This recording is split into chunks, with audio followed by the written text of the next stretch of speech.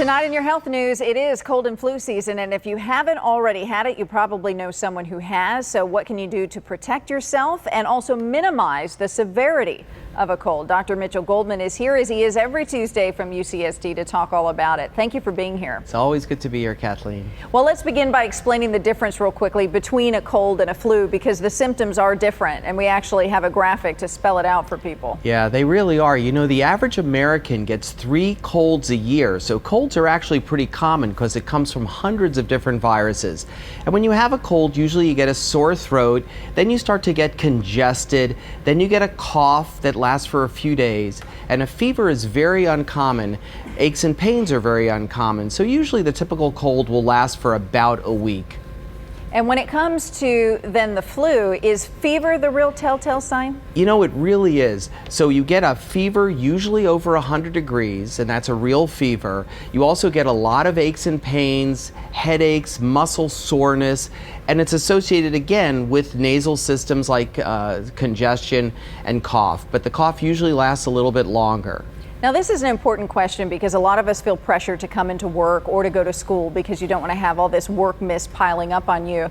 I mentioned to some people today, I'm battling a cold right now. Aloha ran in the opposite direction. I don't blame her. So the question is, when should we stay home?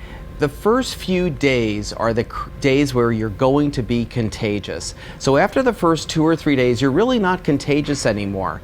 When you should stay home is when you have an uncontrollable cough or sneeze, or especially when you have fever. Those are the 2 signs that you're really going to be more contagious. But you know, Kathleen, what we say every time is that you've got to be very careful in that when you have something like that, you have to cough in your sleeve, you have to wash your hands, and then if you're in a big office like we are in the news studio here, we have to make sure that everything we're touching is sanitized.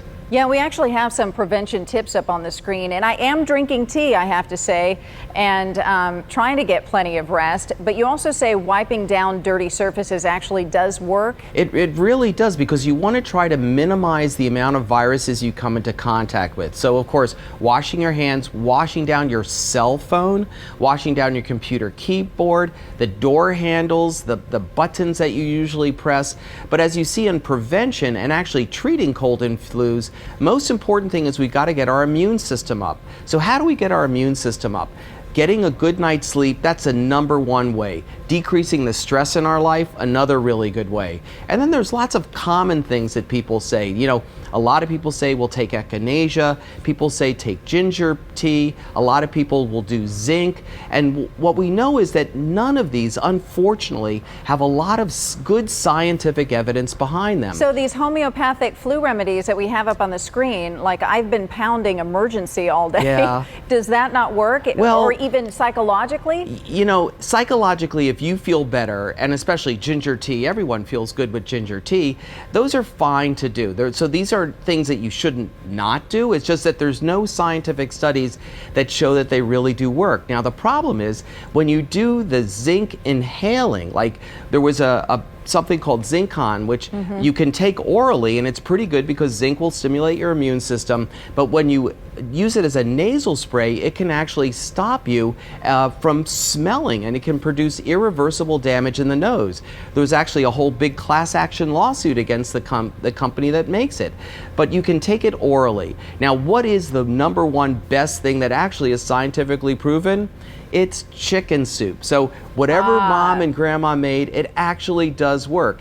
It's an anti-inflammatory. It'll help clear your chest a little bit more, and it just feels so darn good to eat. All right, that's why they have all the chicken soup for the soul books. It actually works. It really does. All right. Well, Dr. G, we'll leave it at that. Chicken soup. Thank you so much. It'll get us through cold and flu season. And wash your hands. Important tip.